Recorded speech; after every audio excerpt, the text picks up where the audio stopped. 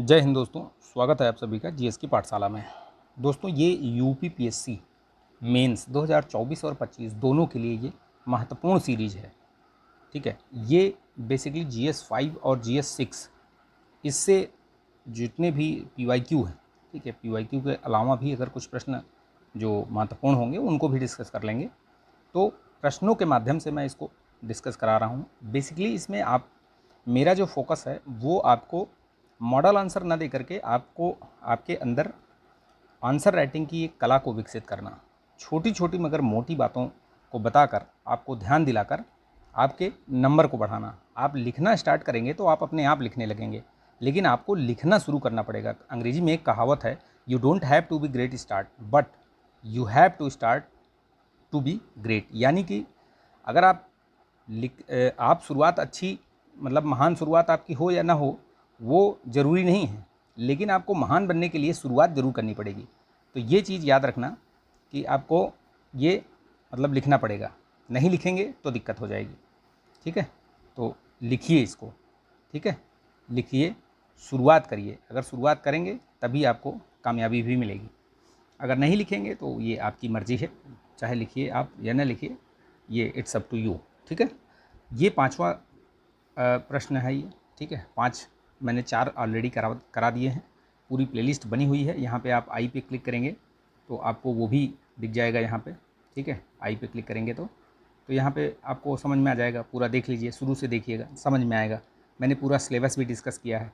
ये जो 5वां प्रश्न है, उत्तर प्रदेश के सीमावर्ती क्षेत्रों में सुरक्षा चुनौतियों की व्याख्या करनी है।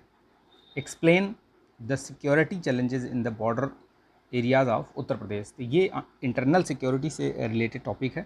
ये आपका टॉपिक नंबर 12 के 5वें भाग से है ये। ठीक है, चलिए शुरू करते हैं इसको।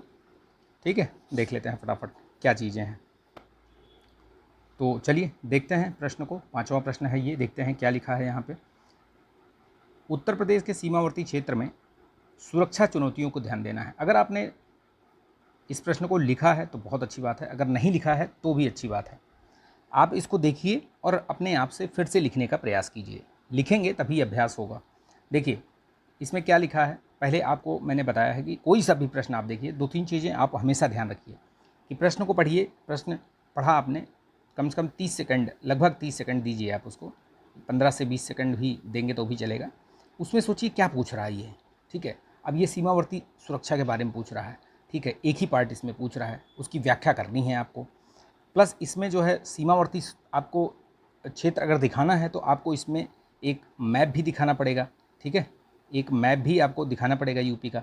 तो आप मैप भी बनाइए इसमें। तो आपके दिमाग में आना चाहिए कि क्या मैं इसमें मैप बना सकता हूँ। बिल्कुल बना सकते हो आप। तो मैंने क्या क्या बोला है आपको, पहले देखिए आप उसको, प्रश्न को क्या पूछ रहा है, कितने पार्ट है, मेन बॉडी कितनी है। ठीक है, तो वो दूसरा मैप आपको देखना है। मैप आपको दिमाग में आ जाना चाहिए कि किस तरीके का मैप मैं बनाऊँगा। और ये कब आएगा, ये आप जब अभ्यास करेंगे। ठीक है, अगर अभ्यास नहीं करेंगे तो नहीं आएगा। चाहे जितने वीडियोस देख लो, चाहे जितने बुक पढ़ लो, पुस्तक पढ़ लो, कुछ भी पढ़ लो। ठीक है, लेकिन जब तक आप लिखेंगे नहीं तब तक आपके अंदर वो क्वालिटी नहीं आएगी। तो देखिए प्रश्न जैसे हम लिखते हैं तो पहले क्या होता है, इंट्रो होता है। ठीक है, सबसे पहले क्या होता है, इंट्रो होता है। इंट्रो के बाद मेन बॉडी आती है। मेन बॉडी में भी देखना होता है कि कितने पार्ट पूछे हैं। अगर एक पार्ट में है तो वेल एंड गुड, एक ही बताइए। 2 पार्ट में पूछा है तो 2 पार्ट में बताइए। जितने पार्ट प्रश्न के बन रहे हैं उतनी चीज़ों को आपको व्याख्या करनी होगी, नहीं तो आपको नंबर काट लेगा वो। यानी कि अगर 2 पूछा है तो 2 को दिखाना है आपको, नहीं दिखाएंगे वो आपका नंबर उसी हिसाब से माइनस हो जाएगा। चलिए नेक्स्ट हम देखते हैं इसमें इंट्रो क्या लिखा है। उत्तर प्रदेश की सीमाएं 9 राज्यों एक अंतर्राष्ट्रीय राष्ट्र यानी नेपाल के साथ साझा करती हैं या साझा होती हैं, जो सुरक्षा चुनौतियों को जटिल बनाती हैं। तो ठीक है, इंट्रो मतलब बढ़िया है। ठीक है, मतलब चलेगा इसमें। ठीक है, इस तरीके का इंट्रो लिख सकते हैं आप। ठीक है, बहुत सारे लोग होंगे, कुछ अगर आपको करंट से कोई चीज़ें मालूम है तो करंट से भी आप शुरुआत कर सकते हैं। कुछ चीज़ें होती हैं जैसे आप मान लीजिए यहाँ पे इंटरनल जो सीमावर्ती सुरक्षा है या आंतरिक सुरक्षा है उसके बारे में भी शुरुआत कर सकते हैं किसी तरीके से। तो अब यहाँ पे ये शुरुआत कर दिया। उसके बाद सीमावर्ती सुरक्षा क्षेत्रों में जो सुरक्षा के जो चुनौतियाँ हैं, जो मुद्दे हैं, उनको दिखाना आपको शुरू करना पड़ेगा। यहाँ पे देखिए मैप बनाया हुआ है। तो ये आपको पता है कि यहाँ पे जो ये वाला तराई रीजन वाला ये क्षेत्र है, नेपाल से पूरा ये सटता है। और यहाँ पे पाक और चीन समर्थित जो है यहाँ पे गतिविधियाँ भी होती हैं। गतिविधियां और जो वहाँ से कुछ आतंकवादी या जो असामाजिक तत्व हैं वो यहाँ से इन्फिल्ट्रेट होते हैं। ठीक, याद रखिएगा, संगठित अपराध बहुत भयंकर तरीके से होता है यहाँ पे इस एरिया में पूरा, तो ये भी ध्यान रखिएगा। ठीक, चलिए नेक्स्ट हम देखते हैं।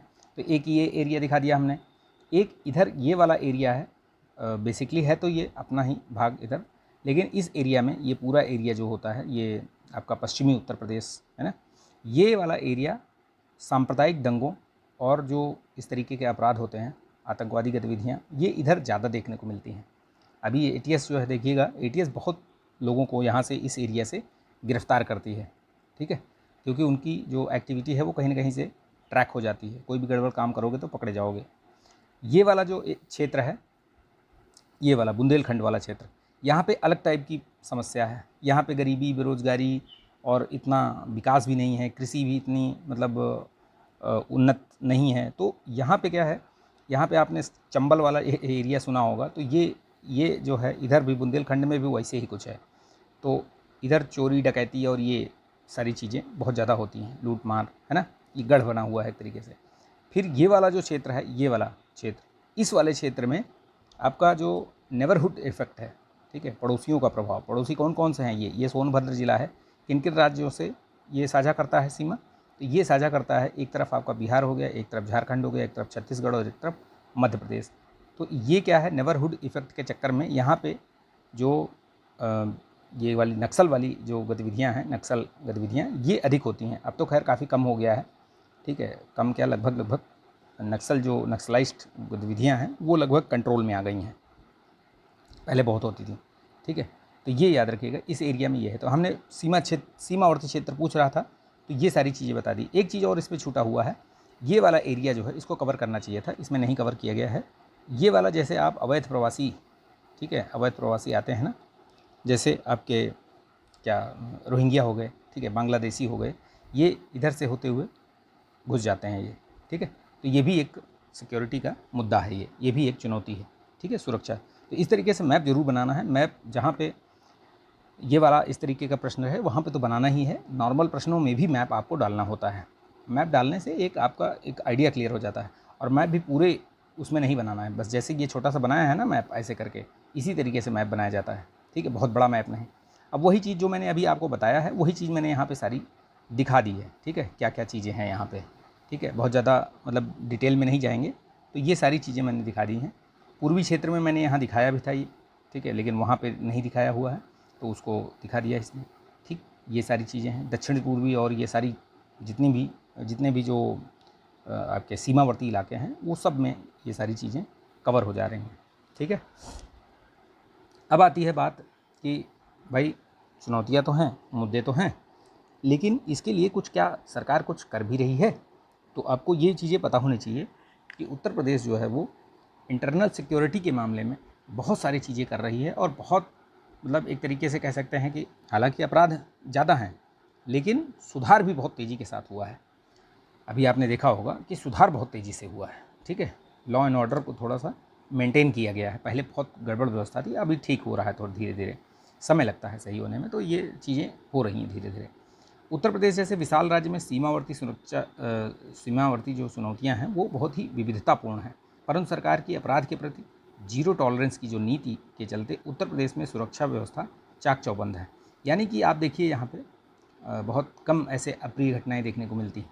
ठीक, अब इसमें कुछ सरकार के प्रयास दिखा सकते हो आप, अगर आपको याद आए तो, जैसे UP-STF का गठन हुआ है, UP-ATS का गठन हुआ है, उत्तर प्रदेश UP कोका अधिनियम है, ये पुलिस का आधुनिकीकरण चल रहा है। ठीक है, और भी बता सकते हो, जो डायल वाली सीरीज चल रही है 1086 1090, है ना, ये डायल 112 दिखा सकते हो, डायल 112, है ना, ये सारी चीज़ें दिखा सकते हो आप। और भी हैं जो आपको दिमाग में आए वो आप सरकारी प्रयास में, सरकार द्वारा प्रयास में दिखा सकते हो। ठीक है, यहाँ भी दिखाया है, और भी दिखा सकते हो आप। तो अब बात आती है कंक्लूज़न की। कंक्लूज़न आपका थोड़ा सा अच्छा होना चाहिए। समग्रतः कहा जा सकता है कि उत्तर प्रदेश सरकार ने प्रदेश में सुरक्षा व्यवस्था को मजबूत कर निवेश को आकर्षित किया है, जिससे भारत की GDP में योगदान बढ़ रहा है। देखिए ये थोड़ा सा यहाँ पे मतलब ये रिलेवेंट नहीं हो रहा है यहाँ पे। ठीक है, इस वजह से इसको आप थोड़ा अलग टाइप के लिख सकते हैं। अगर आपको कुछ बेहतर याद आ रहा हो तो वो आप उसमें लिखिएगा। बेसिकली इंटरनल सिक्योरिटी से ही रिलेट कर दीजिए इसको, ठीक है। ये दिखाने की ज़रूरत नहीं है, ठीक है। ये थोड़ा कमज़ोर सा कंक्लूज़न है, ठीक है। तो ये कमज़ोर है, ये इसको और बेहतर आप लिख सकते हो। तो ये प्रश्न पूरा मैंने डिस्कस किया है। जो जो चीज़ें मैंने बताई हैं उनको ज़रूर ध्यान दीजिएगा आप लोग। सरकारी प्रयास अगर आप दिखा देंगे, क्योंकि चुनौतियाँ मुद्दे दिखा रहे हैं तो उसमें ज़रूरी है दिखाना। पूछा भले वो पूछा नहीं है, लेकिन आप थोड़ा सा दिखा दीजिए। दिखाएंगे तो वो आपको लगेगा कि हाँ भाई, इसको लड़के को, छात्र छात्रा को जो भी है उसको जो है थोड़ा सा पता है कि हाँ भाई, समस्याएं हैं, चुनौतियां हैं, मुद्दे हैं, लेकिन सरकार भी इस पर लगातार काम कर रही है। जैसे अभी इसमें और याद आया, जैसे CCTNS है ना, CCTNS का यूज़ बहुत तगड़े से कर रही है। जो वो है न्यायालय वाला, वाला, ठीक है, उस पर कर रही है, ठीक है। तो ये सारी चीज़ें बहुत तेज़ी के साथ इसमें यूपी जो है वो अडॉप्ट कर रहा है और उसमें काम भी कर रहा है। CCTNS में जो इसका प्रयोग करने में सर्वप्रथम यूपी ही है जो इसका बेहतर तरीके से मतलब उपयोग करने में पहले स्थान पे है, ठीक है। तो ये सारी चीज़ें दिखा सकते हो आप इसमें। बेसिकली यहाँ से जो दिखाया हुआ है, समस्याएं, चुनौतियाँ, मुद्दे तो बहुत सारी हैं, लेकिन सीमावर्ती क्षेत्र से पूछा है तो उन्हीं चीज़ों को आप मेंशन कर सकते हो, ठीक है। चलिए, तो आई होप ये आपको सही लगा होगा, आंसर अच्छा लगा होगा। अच्छा, डे 6 वाला देख लेते हैं। जो आपको डे 6 का जो आंसर लिखना है वो कौन सा है। तो देखिए, डे 6 ये टॉपिक नंबर 1-2 से है ये, ठीक है। टॉपिक नंबर 1-2 से है। देखिए, आगरा के स्मारकों की वास्तुगत विशेषताओं की विवेचना करनी है। अब आप इसको लिखिएगा, प्रैक्टिस कीजिएगा, फिर मैं बताऊंगा आपको। उससे आप अपना मैच करके देख सकते हैं कि हाँ भाई ये ठीक है। इस तरीके से चीज़ों को हम लिख सकते हैं, ठीक। इसको देख लीजिएगा आप लोग। वास्तुगत बेसिकली आगरा में क्या है, आगरा में देखो सल्तनत काल में कुछ बनी है, ठीक है, जो इमारतें हैं, स्मारक हैं। फिर ज़्यादातर जो बनी हैं वो मुग़ल काल में बनी हैं, ठीक है। तो इसकी और इसकी, यानी कि दो जो स्थापत्य शैली है, इन्हीं की विशेषताओं को आपको बताना पड़ेगा। तो 2 पार्ट में इसको दिखा सकते हो आप। आगरा के जो स्मारक हैं, एक तो सल्तनत काल में बनी, ठीक है। सल्तनत काल में लोधी ने इसने बनवाया था ना आगरा, वो जो आगरा शहर ही बसाया था पूरा, ठीक है। तो इस तरीके से कुछ कुछ चीज़ें उसमें बता सकते हैं आप। अगर कुछ चीज़ आपको याद आए तो दिखा सकते हो आप। कहने का मतलब है कि जो इंडो इस्लामिक शैली है उसको आपको दिखाना है यहाँ पे, ठीक। उसी की विशेषताएं बतानी है बेसिकली, थोड़ा सा जो वहाँ पे जो हैं स्मारक उनको दिखा कर, ठीक। चलिए, तो ये रहा 5वां दिन का आंसर रहा, डिस्कस कर दिया मैंने आपको। 6वां दिन डे का क्वेश्चन भी बता दिया मैंने आपको। अब आपको इसको लाइक करना है, शेयर करना है, ठीक है। और नए हैं तो सब्सक्राइब कर लीजिए, जो भी बच्चे नए हैं। टेलीग्राम चैनल पर आप लिख करके डाल सकते हैं, वहाँ पे आपको इवैल्यूएशन मैं बता दूंगा, वर्बली बता दूंगा कि क्या चीज़ कहाँ है, ठीक है, वो बता दूंगा मैं। चलिए, तो मिलते हैं नेक्स्ट वीडियो में। आप इसको थोड़ा फॉरवर्ड करिए यार, बढ़ाइए यार। आप लोग रिस्पांस कम कर रहे हैं, मैं बंद कर दूंगा ये सीरीज़ मेरे पास। अगर आप लोग रिस्पांस नहीं करेंगे तो मुझे लगेगा कि कोई देख नहीं रहा है, कोई कर नहीं रहा है, प्रैक्टिस लिख नहीं रहा है, तो कोई फ़ायदा नहीं होगा फिर मेरा बताने का, ठीक है। तो आप इसको बढ़ाइए, ठीक। चलिए, जय हिंद।